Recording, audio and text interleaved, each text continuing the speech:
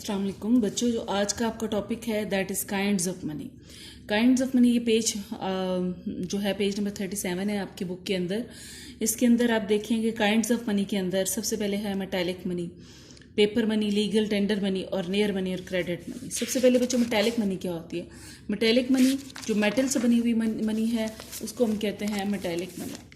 ठीक है, जैसे आप कोइंस, अगर आपके कंट्री के अंदर जैसे 1 रुपये का सिक्का है, 2 रुपये का सिक्का है और 5 रुपये का भी है, 10 रुपये का भी सिक्का, तो वो सारे के सारे मेटालिक मनी में आ जाते हैं। मेटालिक मनी की बच्चे दो इसकी काइंड्स हैं, standard money and token money. Standard money क्या होती है कि जितनी अमाउंट को वो रिप्रेजेंट कर रहा है आपका कोइन, उतनी ही मालियत का उसके अंदर मेटल भी लगा हुआ है। फॉर एग्जांपल जैसे अगर आपका 5 रुपये का जो कॉइन है अगर वो पीतल का बना हुआ है तो मार्केट में जो पीतल की प्राइस है उस हिसाब से जो है वो 5 रुपये का पीतल ही उसके अंदर अगर लगा हुआ है तो हम कहेंगे कि that is a standard money.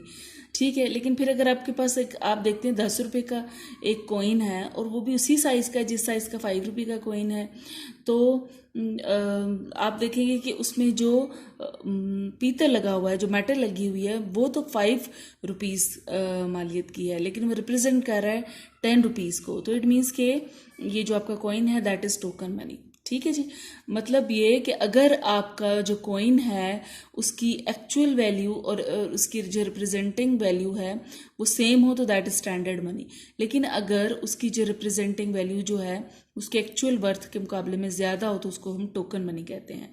Next जो बच्चों टॉपिक है वो है जो अगली किस्म है मनी की, that is paper money. Paper money जितने भी आपके कागज़ के नोट हैं वो सारे के सारे पेपर मनी में आ जाते हैं। अच्छा, पेपर जो नए नोट छापे जाते हैं वो मुख्तलिफ इन 3 कवानीन के तहत छापे जाते हैं। सबसे पहले है fix fiduciary system, then is the reserve proportion system. और फिक्स फिडुशियरी सिस्टम क्या होता है कि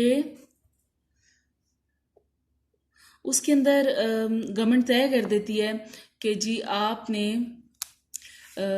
जो एक इतनी मखसूस मिकदार से ज़्यादा आपने नोट नहीं छापने।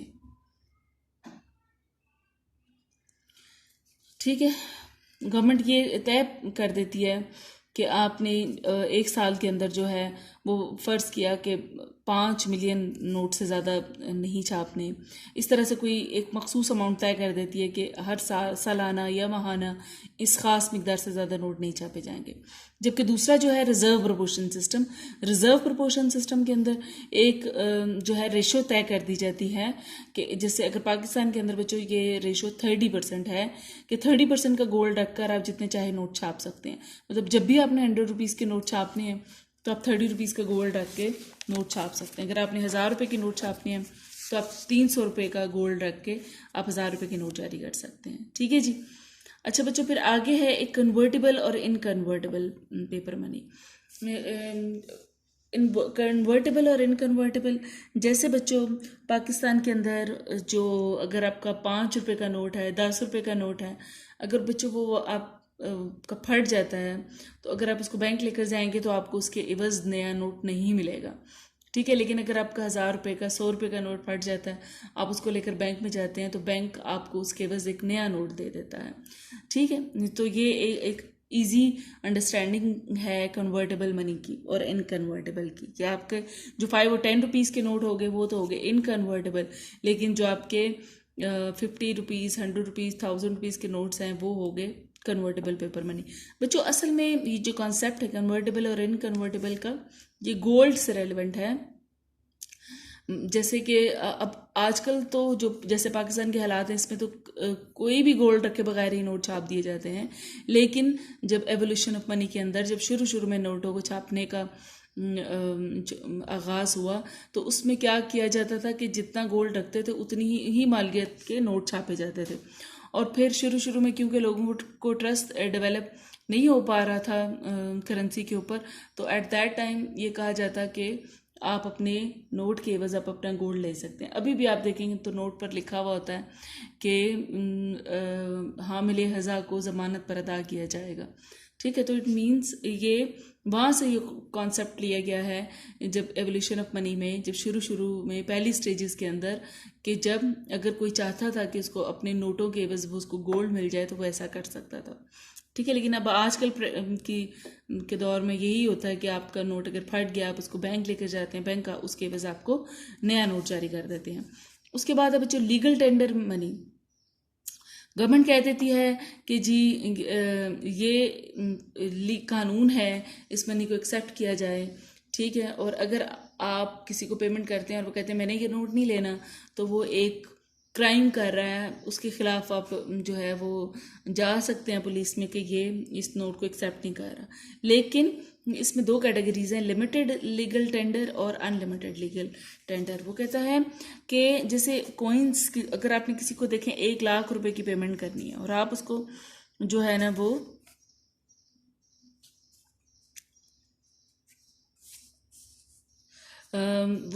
पैसा की शक्ल में दे दें। ठीक है, कॉइन्स की शक्ल में अगर आप दें उसको, अगर 1,00,000 रुपए की आपने उसको पेमेंट करनी है और आप उसको वो 25-25 पैसे के, 1-1 रुपए के जो है वो अगर सिक्के पकड़ा दें तो वो शायद कोई बोरियां 2-3 बन जाए, तो वो फिर बिल्कुल हक बजानिब होगा और वो कहेगा कि मैंने ये पेमेंट नहीं लेनी, आप मुझे जो है वो बड़े करेंसी नोट की शक्ल में पेमेंट करें।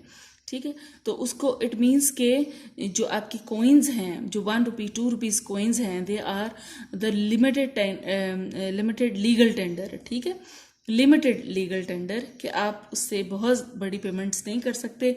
पाकिस्तान में क्या है कि 20 रुपये तक की अगर आपने पेमेंट करनी हो तो वो 1 रुपये और 2 रुपये की सिक्के की शक्ल में कर सकते हैं। इससे अगर आपकी बड़ी पेमेंट है तो वो आप किसी को मजबूर नहीं कर सकते वो कॉइन्स की फॉर्म में वो पैसे वसूल करे। उसके बाद अनलिमिटेड लीगल टेंडर, वो कहता है कि जो बड़े जितने भी नोट हैं वो पाकिस्तान के अंदर लीगल टेंडर हैं। मुख्तलिफ मुल्कों में बच्चों ये मुख्तलिफ हो सकती है रेशो। ठीक है, लेकिन जो बड़े नोट होते हैं उसमें वो सारे अनलिमिटेड लीगल टेंडर में आ जाते हैं। उसके बाद है नियर मनी। नियर मनी क्या है कि जो बजाते खुद तो मनी नहीं है, लेकिन that is easily transferable to money. ठीक है, जैसे अगर आपके पास कोई बॉन्ड्स पड़े हुए हैं, आपके पास कोई बैंक के सर्टिफिकेट्स हैं, ठीक है, अगर आपने कोई चीज़ परचेज करनी है, आप फौरी तौर पर उनको इस्तेमाल नहीं कर सकते, लेकिन आप ये ज़रूर कर सकते हैं कि आप बैंक जाएं और अपने चेक, अपने बैंक ड्राफ्ट वगैरह को या बॉन्ड को कैश करवाएं और फिर आप उन पैसों को आप इस्तेमाल कर लें। ठीक है जी, सो जो बैंक के जो टूल्स होते हैं, ठीक है, वो नियर मनी में आ जाते हैं। उसके बाद है बच्चों क्रेडिट मनी। क्रेडिट का अगर आप डिक्शनरी मीनिंग देखें तो ये कर्जा के मीनिंग में होता है। सो क्रेडिट मनी में बच्चों तमाम तरह की वो ट्रांजैक्शंस आ जाती हैं कि जिसकी पेमेंट जो है वो कैश फॉर्म में इसी वक्त आप नहीं करते।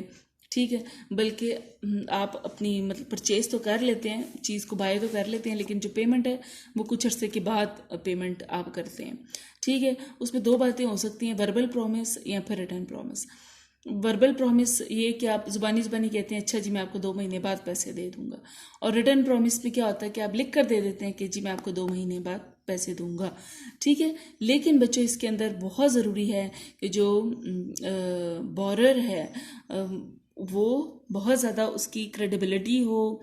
ठीक है, उसकी और उसमें मनी रिटर्न करने की सलाहियत भी हो, पैसे वापस करने की भी इसमें सलाहियत हो, और उसकी अच्छी रिप्यूट हो, अच्छा कैरेक्टर हो, वो इस काबिल हो कि उसको कोई कर्जा दे भी दे। ठीक है, तो क्रेडिट मनी जो है उसमें 2 चीज़ें हैं, वर्बल प्रॉमिस और रिटर्न प्रॉमिस। अब ये जो रिटर्न प्रॉमिस है, ठीक है, ये हमारा जो है वो नेक्स्ट टॉपिक है अगली क्लास में। ठीक है जी, आज मैंने आपको क्या पढ़ाया, काइंड्स ऑफ मनी।